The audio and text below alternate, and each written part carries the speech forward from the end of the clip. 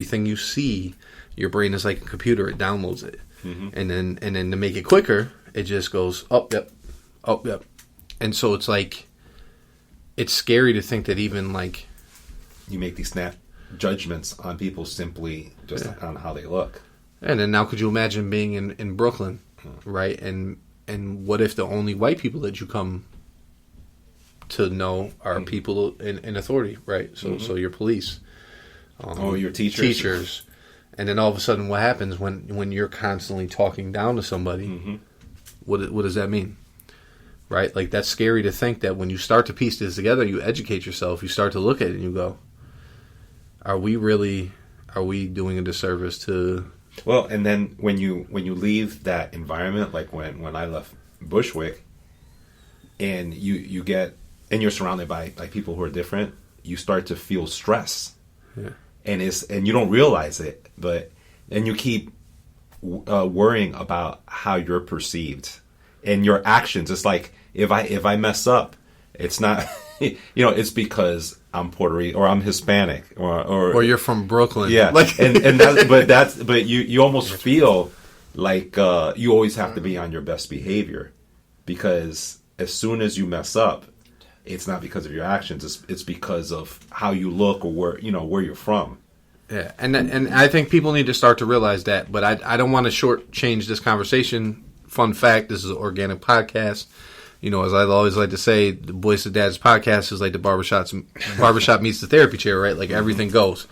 And Isaiah has to go to his driver's ed meeting now, so I'll let you have the last word so that you can go. We'll pause it and then reconvene. Isaiah, do you think having diverse teachers is a good thing? Yeah. Why?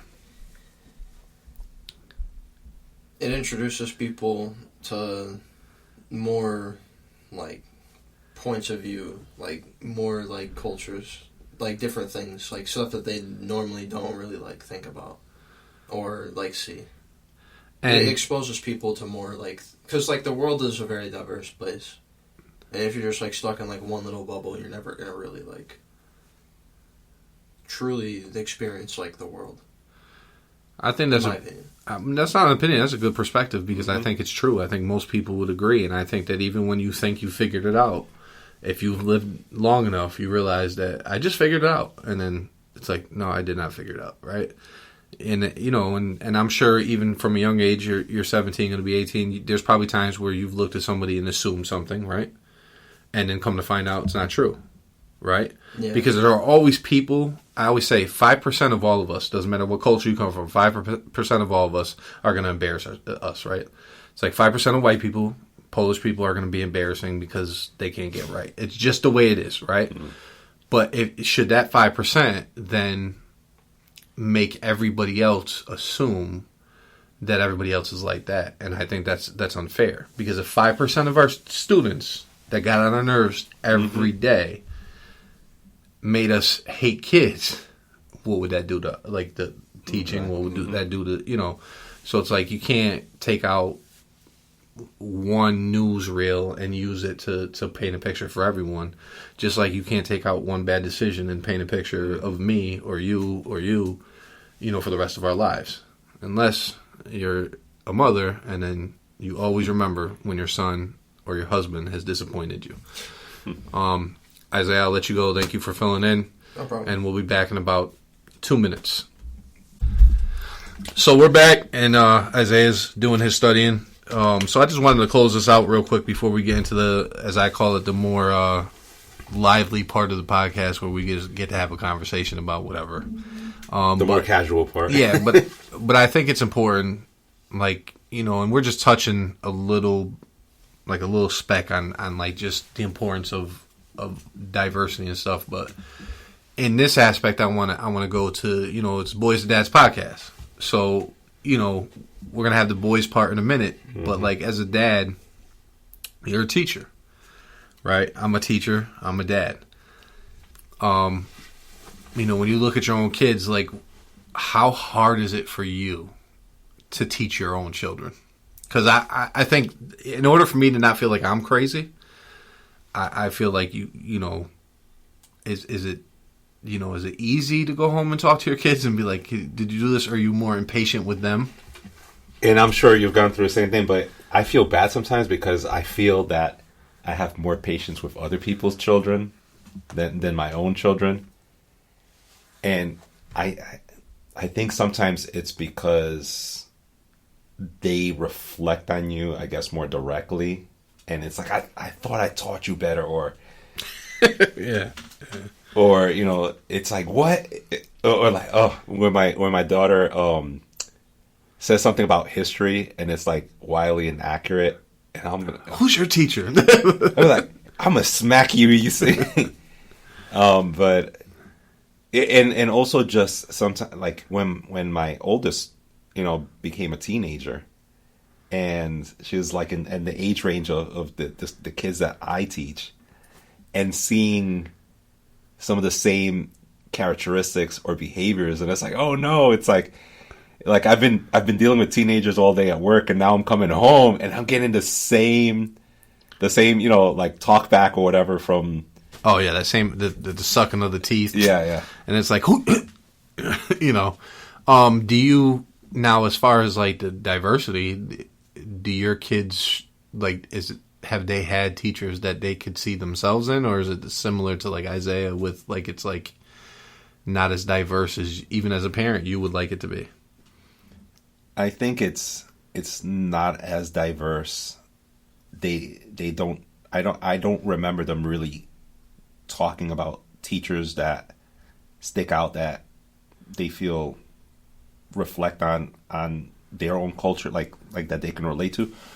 They have had, fortunately, very good teachers that I think are open-minded, and so actually no, they're my youngest. Like just last week, they had in New London, they had like a cultural dance. And it was awesome. They were dances from everywhere. From they did a dance from Korea, from Jamaica, Dominican Republic, Puerto Rico. That's cool. And it was a nice showcase. And so this is the Multicultural Magnet School in New London that they held this. And I just give them a lot of credit. I think this is the 8th year that they've done it. And it just introduces people to something that's a lot different. So like for my daughter, although she's Puerto Rican and Honduran on her mom's side, she was representing Jamaica. Oh, that's cool. And so she got to dance the reggae. Yeah. And and I love reggae, but I can't really say I listen to it that much at home. Yeah. But now I catch her listening to it. Yeah. So it's nice that it's broadened her taste, and she's listening to music that she might not have listened to. So I give her school credit for that. That's cool. And you know what? Like, what's interesting to me is, hearing us talk and just reflecting on, on us. It's kind of interesting to think, like, for a lot of these kids who may not have the same parental structure in their house, or, parents who are social studies teachers,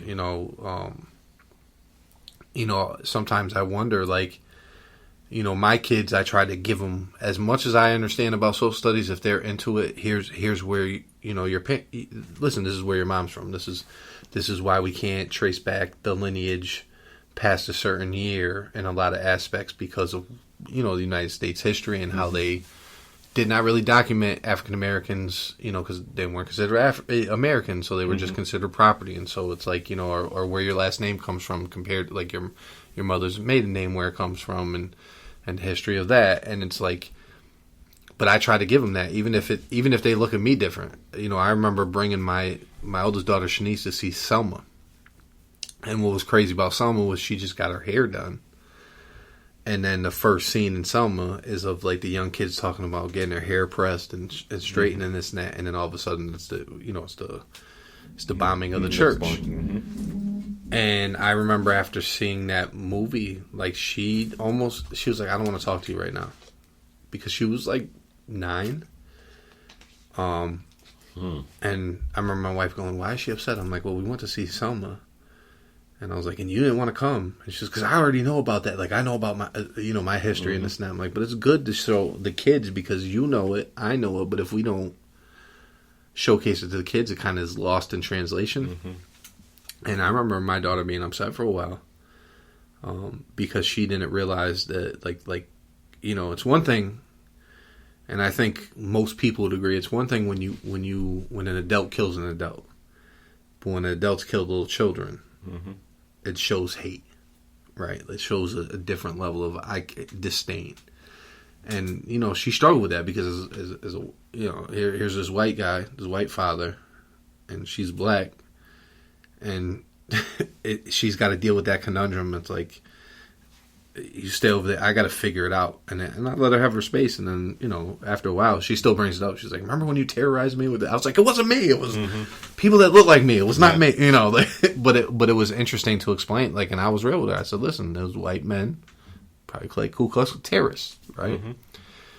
And it's like, and same thing when my youngest daughter came home with, I don't know if you have ever got this with your kids, with like the Thanksgiving thing, and it's like, oh, the Pilgrims ate with the natives, and it's like, sit down, let me tell you the true story about our Dad, did you know Columbus discovered him? He didn't discover America, he was lost. Number one. Number two, he never set foot in the United States.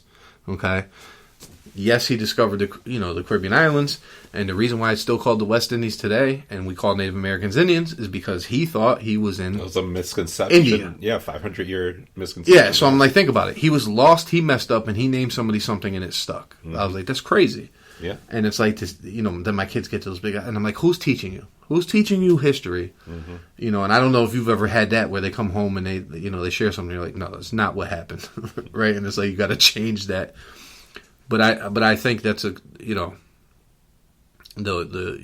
idea that your kids are getting exposed to different versions of things. Do they ever have questions about like your side of the family and then your wife's side of the family? Like, is it because it's I don't know if I think because I guess I'm proactive. Yeah. I don't know if I give them a chance to have questions because let me tell you something. I'm already telling them about things before they have a chance to. And I think just the fact that, like, as you know, my family's kind of scattered and I have cousins I've never met. And this summer, my wife's family is having a reunion. They have 200 people that are supposed to show up. And then, I'm lucky if I can get, a handful of people together. Yeah. And so I kind of want to show them that, yeah, a lot of my family's still not around, but they're still family. And I want you to know their story. I want you to know their life experiences and how you got here because of their actions and their decisions. And how, the people, your grandparents, they made me, the man who I am. And as your father, a lot of the decisions that I make are based on my experiences with my parents. And the parent that you're going to be, it just carries on. And so, learning from the past, improving on certain things. So like, my parents were, we grew up poor, my grandparents were even poorer. And so I'm the first that I got a college education. And I told my daughters, you know what, like, and I don't know if I'm putting a lot of pressure on them, but I'm like, if you look, each generation made things better for the next generation. And it's your responsibility that, as far as I've gotten, you guys have to take it even further because you have more advantages than I had. Yeah. I have more advantages than my parents had. They had more advantages than their parents did.